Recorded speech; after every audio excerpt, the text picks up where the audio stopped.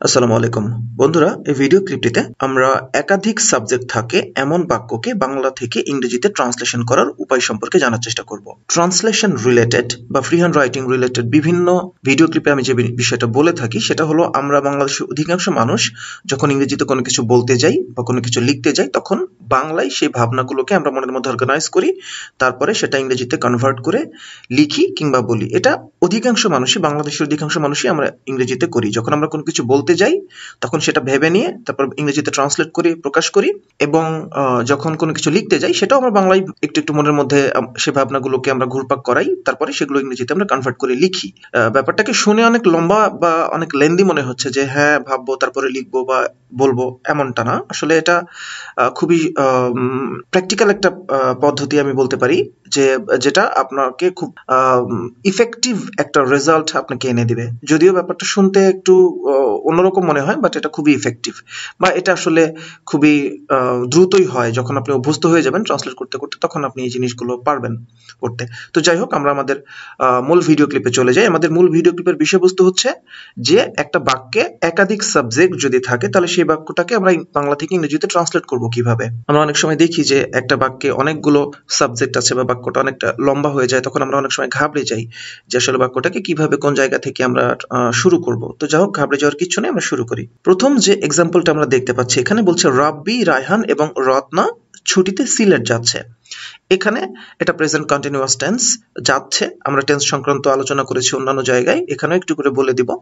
এটা হলো present continuous tense. কোনো কাজ বর্তমানে চলমান রয়েছে এমনটা বোঝালে প্রেজেন্ট কন্টিনিউয়াস টেন্স হয়।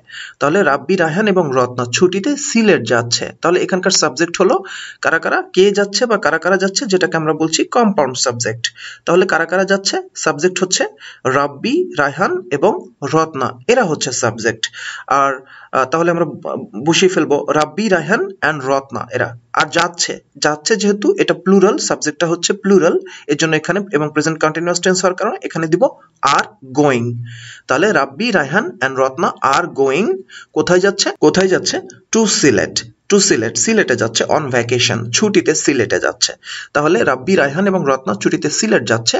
এই পুরো বাক্যটা কিভাবে দাঁড়াচ্ছে? রাব্বি কমা দিয়ে রায়হান এন্ড রত্না। আমরা যদি পরের উদাহরণে চলে যাই, ব্যাংকের বা দোকানের কেউ দুর্ঘটনাটি দেখেনি। একটা দুর্ঘটনা ঘটেছে, সেখানে ব্যাংকের লোক কিংবা দোকানের লোক কেউই দুর্ঘটনাটি দেখেনি। তাহলে এখানে দুইটা সাবজেক্ট, সাবজেক্ট কে বা কারা, এখানে ব্যাংকের লোক বা দোকানের লোক, দুইটা সাবজেক্ট এখানে পিক করা হয়েছে। তাহলে এবং দেখেনি, এটা পাস্ট টেন্স, ঘটনাটি ঘটে গেছে ইতিমধ্যে এবং কেউ সেটা দেখেনি, পাস্ট টেন্স বোঝাচ্ছে, এর জন্য এখানে সি এর পাস্ট ফর্ম স ব্যবহার করা হয়েছে। তো এখানকার সাবজেক্টকে বলা হচ্ছে নোবডি, কেউ না। নোবডি ইন দ্য ব্যাংক বা অফ দ্য ব্যাংকও ব্যবহার করা যেত। Nobody in the bank and nobody in the store. ব্যাংকে বা স্টোরে কেউ এই ঘটনাটা দেখেনি। তাহলে দুইটা আছে, জন্য আমরা দুইটাকে এন্ড দ্বারা কানেক্ট করলাম। নোবডি ইন দ্য ব্যাংক, ব্যাংকের কেউ, এবং নোবডি ইন দ্য স্টোর, দোকানের কেউ ঘটনাটি দেখেনি, পাস্ট টেন্স। স দা অ্যাক্সিডেন্ট, দুর্ঘটনা ঘটেছে, সেটা কেউই দেখেনি। একাধিক সাবজেক্ট নিলে অনেক সময় আমরা যারা একটু দুর্বল ইংরেজিতে, তাদের কাছে এটা খুবই টেনশনের মনে হয় যে আসলে কিভাবে। আপনারা যত বেশি ট্রান্সলেট করবেন তত বেশি ইংরেজিতে ফ্রি হ্যান্ড লিখতে পারবেন, সেন্টেন্স মেক করতে পারবেন, অনেক বড় বড় চমৎকার চমৎকার সেন্টেন্স মেক করতে পারবেন। এভাবে ধীরে ধীরে প্র্যাকটিস করতে থাকলে আপনারা ইংরেজি ভালো লিখতে পারবেন বা ইংরেজি ধীরে ধীরে বলতে পারবেন ইনশাআল্লাহ। তবে বলাটা অবশ্যই প্র্যাকটিসের ব্যাপার, আপনাকে বলার অভ্যাস তৈরি করতে হবে। তবে বলার আগে তো আপনাকে সেই সেন্টেন্সটাকে মাথার মধ্যে অর্গানাইজ করতে হবে। আপনি যদি মাথার মধ্যে সেটা সাজাতেই না পারেন তাহলে বলবেন কিভাবে, তাই না? তো তাহলে বলার জন্য বা লেখার জন্য ট্রান্সলেট করতে পারাটা, মনের মধ্যে সেই সেন্টেন্সটাকে ইনস্ট্যান্ট রেডি করতে পারাটা অনেক জরুরি। তাহলে ইনস্ট্যান্ট রেডি করতে পারার জন্য আপনাকে সেন্টেন্সের স্ট্রাকচারাল ইস্যুগুলো বুঝতে হবে। তো এখানে আবারও যেটা বলছিল, ব্যাংকের বা দোকানে কেউ দুর্ঘটনাটি দেখেনি। Nobody in the bank and nobody in the store saw the accident. আমরা পরের সেন্টেন্সে চলে যাচ্ছি। খাওয়া, ঘুমানো এবং পড়া আমার কাছে উপভোগ্য কাজ। খাওয়া, ঘুমানো এবং পড়া, এটা খুবই উপভোগ করি আমি। এটা আসলে দুনিয়ার সবাই উপভোগ করার কথা, বেশ মজার কাজ। খাওয়া, ঘুমানো, খাই, ঘুমাই এবং পড়াশোনা করি। সেই পড়াটা শুধু ফেভারিট কোনো বই হয়, উপন্যাস, গল্প বা যেটা আমার পড়তে ভালো লাগে, এরকম কোনো বই হলে তো কথাই নেই। তাহলে খাওয়া, ঘুমানো এবং পড়া, তিনটা কাজের কথা আমি বলেছি। তাহলে এখানে তিনটা কাজ মানে হচ্ছে কম্পাউন্ড সাবজেক্ট, কে কে বা কারা কারা কোন কোন কাজ আমি করছি, খাওয়া, ঘুমানো এবং পড়া। তাহলে eating, sleeping and reading. Eating, sleeping and reading. আরেকটা জিনিস প্রাসঙ্গিক বলে রাখি, সেটা হলো যখন আমরা অ্যান্ড দ্বারা অনেকগুলো জিনিসকে কানেক্ট করি তখন সমজাতীয় জিনিস জিনিসকে আমরা কানেক্ট করি, অর্থাৎ অ্যান্ড এর আগে যদি আইএনজি দিই অর্থাৎ জিরান্ড বানিয়েছি, তারপরেরটা জিরান্ড এবং তারপরেরটাও জিরান্ড, বা ইনফিনিটিভ দিলে সবগুলোই ইনফিনিটিভ, বা অ্যান্ড এর আগে অ্যাডজেক্টিভ থাকলে পরেও অ্যাডজেক্টিভ থাকবে, অ্যান্ড এর পরে অ্যাডভার্ব থাকলে আগেও অ্যাডভার্ব থাকবে। এটাকে আমরা বলি প্যারালাল স্ট্রাকচার। যাই হোক, আছে আমাদের ওয়েবসাইটে, আমাদের চ্যানেলে সংক্রান্ত ভিডিও আছে, আপনারা দেখে নেবেন। তো যেটা বলা হচ্ছে কে কে এখানকার বা কি করি আমি খাওয়া, ঘুমানো এবং পড়া পছন্দ করি। তাহলে খাওয়া, ঘুমানো এবং পড়া আমার উপভোগ্য কাজ, পছন্দের কাজ আমার কাছে। ইটিং, স্লিপিং অ্যান্ড রিডিং, যেহেতু এটা প্লুরাল এর জন্য আমি এখানে ব্যবহার করেছি আর ভার্বের জায়গায়। ইটিং, স্লিপিং অ্যান্ড রিডিং আর এনজয়েবল অ্যাক্টিভিটিস টু মি, আমার কাছে পছন্দের কাজ। তাহলে অনেকগুলো সাবজেক্ট আমি ব্যবহার করলেও আমি সাবজেক্ট বাক্যের সাবজেক্ট পজিশনে একটার পর একটা ক্রমান্বয়ে বসিয়ে দিয়ে আমি খুব সহজে করতে পারছি। আমরা বেশ কিছু উদাহরণ আরো দেখব, আমরা এগিয়ে যাই। এবার যে উদাহরণটা আমরা দেখতে পাচ্ছি, ডাক্তার, নার্স এবং অন্যান্য হাসপাতালের কর্মীরা করোনা রোগীর জীবন বাঁচাতে অক্লান্ত পরিশ্রম করছেন। বলা হচ্ছে ডাক্তার, নার্স এবং হাসপাতালের অন্যান্য কর্মীরা রোগীর জীবন বাঁচাতে অক্লান্ত পরিশ্রম করছেন। ব্যাপারটা এমন, এটা একটা। তো স্বাভাবিকভাবে যারা আমরা একটু ইংরেজিতে দুর্বল, আমাদেরকে যদি এই ধরনের বাক্যকে এক্সপ্রেস করতে দেয়, আমরা অনেক সময় ঘাবড়ে যেতে পারি যে বাবা এত বড় বাক্য কিভাবে বলবো, কোন জায়গায় করব। ডাক্তার, নার্স, হাসপাতালের অন্যান্য রোগী, অন্যান্য ব্যক্তিরা, স্টাফরা রোগীদের জীবন বাঁচানোর জন্য কঠোর পরিশ্রম করছেন। এটা প্রেজেন্ট কন্টিনিউয়াস টেন্স, করছেন, এখনো সেটা করছেন। এটা যদি বাক্যটা এমন হয় আর কি, তাহলে এটা প্রেজেন্ট কন্টিনিউয়াস টেন্সে রয়েছে। তাহলে এখানকার সাবজেক্ট কারা কারা, কে কাজটা করছে, ডাক্তার করছে, নার্স করছে এবং হাসপাতালের অন্যান্য কর্মীরা করছে। তাহলে doctor, the doctor, nurses and other hospital stuffs, the doctor, nurses and other hospital stuffs, এটা হচ্ছে সাবজেক্ট। তাহলে এবং সেটা প্লুরাল হওয়ার কারণে প্রেজেন্ট কন্টিনিউয়াস টেন্স এখানে আমি নিয়েছি আর ওয়ার্কিং। তাহলে এটা আর ওয়ার্কিং, এবং কিভাবে করছে, অক্লান্ত পরিশ্রম করছে, ক্লান্তিহীন ভাবে করছে, বিরামহীন ভাবে করছে। এটাকে বলা হয়েছে টায়ারলেসলি শব্দটা হচ্ছে টায়ারলেসলি, এটা হচ্ছে একটা অ্যাডভার্ব, এটার মানে হচ্ছে অক্লান্ত বা বিরামহীন ভাবে কাজ করছে। কেন করছে? To save the corona patients life, to save the corona patients life, corona রোগীদের জীবন বাঁচানোর জন্য এটা করছে তারা। ডাক্তার, নার্স এবং হাসপাতালের অন্যান্য কর্মীরা করোনা রোগীর জীবন বাঁচাতে অক্লান্ত পরিশ্রম করছেন। ব্যাপারটা এমন। তাহলে কি হলো, the doctor, nurses and other hospital staffs are working tirelessly to save the corona patients life, জীবন বাঁচানোর জন্য কঠোর পরিশ্রম করছে। এর পরের উদাহরণে যদি চলে যাই, বলা হচ্ছে দরিদ্র, বেকার এবং নিঃস্ব মানুষদের বিনামূল্যে পরিপূর্ণ স্বাস্থ্য সেবা পাওয়া উচিত। দরিদ্র, বেকার এবং নিঃস্ব মানুষদের বিনামূল্যে পরিপূর্ণ স্বাস্থ্য সেবা পাওয়া উচিত। তাহলে কারা কারা এখানে সাবজেক্ট হিসেবে আমরা নিচ্ছি এটাকে? আসলে কে subject? Poor people, poor, unemployed, বেকার যারা উপার্জন করে না, অ্যান্ড ডেস্টিটিউট, নিঃস্ব মানুষদের। নিঃস্ব বলতে বোঝাচ্ছে এমন ব্যক্তি যাদের টাকা পয়সা নাই, বেকার, কর্ম নাই, কাজ নাই, বাসা নাই, ঘর নাই, বাড়ি নাই, তাদেরকে বলা হয় নিঃস্ব, ডেস্টিটিউট। তাহলে পুয়ার, গরিব, আনএমপ্লয়েড, বেকার অ্যান্ড ডেস্টিটিউট, তিন শ্রেণীর মানুষকে কথা আমরা এখানে বলেছি। তাহলে পুয়ার, আনএমপ্লয়েড অ্যান্ড ডেস্টিটিউট, নিঃস্ব মানুষরা পাওয়া উচিত, কি করা উচিত? শুড গেট, পাওয়া উচিত। শুড গেট, শুডটা মডেল, এরপরে মডেলের পরে ভার্বের বেস ফর্ম ব্যবহার করেছি। শুড গেট, কি পাওয়া উচিত? এখানে এটা অবজেক্ট হবে। তাহলে এটা কি পাওয়া উচিত? ফুল ফ্লেজড হেলথ কেয়ার সার্ভিস, ফুল ফ্লেজড হেলথ কেয়ার সার্ভিস, ফুল ফ্লেজড হেলথ কেয়ার সার্ভিস, পরিপূর্ণ স্বাস্থ্যসেবা, বিনামূল্যে, সম্পূর্ণ স্বাস্থ্যসেবা বিনামূল্যে পাওয়া উচিত। তাহলে এখানে বিনামূল্যের ইংরেজি হলো ফ্রি অফ কস্ট। তাহলে টোটাল বাক্যটা হচ্ছে poor, unemployed and destitute should get full fledged health care service free of cost, বিনামূল্যে পাওয়া উচিত। দরিদ্র, বেকার এবং নিঃস্ব মানুষদের বিনামূল্যে পরিপূর্ণ স্বাস্থ্যসেবা পাওয়া উচিত।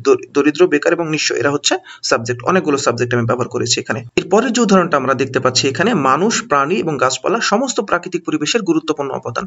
এখানে সাবজেক্ট কে? মানুষ, প্রাণী এবং গাছপালা, তিনটা জিনিসের কথা বলেছি। এরা হচ্ছে পরিবেশের গুরুত্বপূর্ণ উপাদান, নো প্রবলেম। তাহলে সাবজেক্ট কে? হিউম্যানস, মানুষ, অ্যানিমালস, প্রাণী, অ্যান্ড প্ল্যান্টস এবং গাছপালা, তিনটা সাবজেক্ট। তাহলে আমরা কমা দিয়ে এবং লাস্টেরটার আগে অ্যান্ড দ্বারা এগুলোকে কানেক্ট করলাম। হিউম্যানস, অ্যানিমালস অ্যান্ড প্ল্যান্টস, যেহেতু প্লুরাল এর জন্য আমি এখানে দিয়েছি আর কি তারা কি? এটা হচ্ছে all the important elements of the natural environment, এগুলো সবগুলো হচ্ছে পরিবেশের গুরুত্বপূর্ণ বা বিশেষ গুরুত্বপূর্ণ উপাদান, অল দ্য ইম্পর্টেন্ট এলিমেন্টস। বা শুধু বলা যেত হিউম্যানস, অ্যানিমালস অ্যান্ড প্ল্যান্টস আর important elements of the natural environment, এভাবে বাক্যটাকে প্রকাশ করা যেত। তাহলে আমরা যখন একাধিক সাবজেক্ট ব্যবহার করছি তখন আমরা জাস্ট কিভাবে ব্যবহার করছি বা পারছি, আশা করি আপনারা জিনিসগুলো ধীরে ধীরে বুঝতে পারছেন বা অভ্যস্ত হচ্ছেন। আপনারা ভিডিও ক্লিপগুলো ধারাবাহিকভাবে দেখবেন, একটু ধৈর্য নিয়ে দেখবেন, অবশ্যই বিরক্ত হবেন না। আমাদের আসলে ধৈর্যের একটু ঘাটতি আছে। এখন প্রচুর অপশন আছে আমাদের সামনে, ইউটিউবে, বিভিন্ন ওয়েবসাইটে, অনলাইনে, অফলাইনে প্রচুর সুযোগ। এর জন্য আমরা একটু অধৈর্য হয়ে পড়ি। যাই হোক, অধৈর্য হওয়ার কিছু নেই, শিখতে গেলে একটু ধৈর্য হতে হবে। আমরা যদি পরের সেন্টেন্সে চলে যাই, এবং এটা এই ভিডিও ক্লিপের, যেখানে আমরা একাধিক সাবজেক্ট ব্যবহার করে বাক্যগুলোকে গঠন করছি, বা এমন অনেক বাক্য যেখানে একাধিক সাবজেক্ট থাকে, 2টা 3টা 4টা সাবজেক্ট থাকে, এরকম বাক্য নিয়ে যে ভিডিও ক্লিপটা করছি, এই ভিডিও ক্লিপের এটি সর্বশেষ উদাহরণ।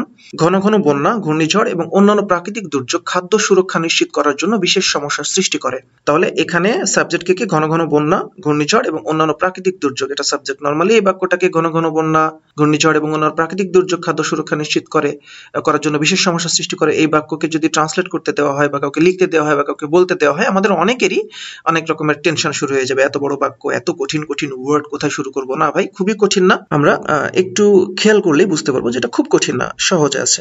ঘন ঘন বন্যা, ঘূর্ণিঝড় এবং অন্যান্য প্রাকৃতিক দুর্যোগ, এটা আমাদের সাবজেক্ট। কে? কম্পাউন্ড সাবজেক্ট, মানে একাধিক সাবজেক্ট রয়েছে, এর জন্য বলা হচ্ছে কম্পাউন্ড সাবজেক্ট। তাহলে ঘন ঘন বন্যা, ঘূর্ণিঝড় এবং অন্যান্য প্রাকৃতিক দুর্যোগ। ঘন ঘন বন্যার ইংরেজি হচ্ছে ফ্রিকোয়েন্ট ফ্লাডস, ঘূর্ণিঝড় cyclones and other natural disasters, এবং অন্যান্য প্রাকৃতিক দুর্যোগ frequent floods, cyclones and other natural disasters. এগুলা সৃষ্টি করা, সমস্যা সৃষ্টি করা, এটা প্রেজেন্ট ইনডেফিনিট টেন্স হওয়ার কারণে সমস্যা সৃষ্টি করার ইংরেজি হলো পোজ। কোনো হুমকি সৃষ্টি করা, সমস্যা সৃষ্টি করা, এটার ইংরেজি হচ্ছে pose, POSE, pose. frequent floods, cyclones and other natural disasters pose special problems, একটা বিশেষ সমস্যা সৃষ্টি করে, অনেক কঠিন একটা সমস্যা সৃষ্টি করে। কেন? কোন ক্ষেত্রে সমস্যা সৃষ্টি করে?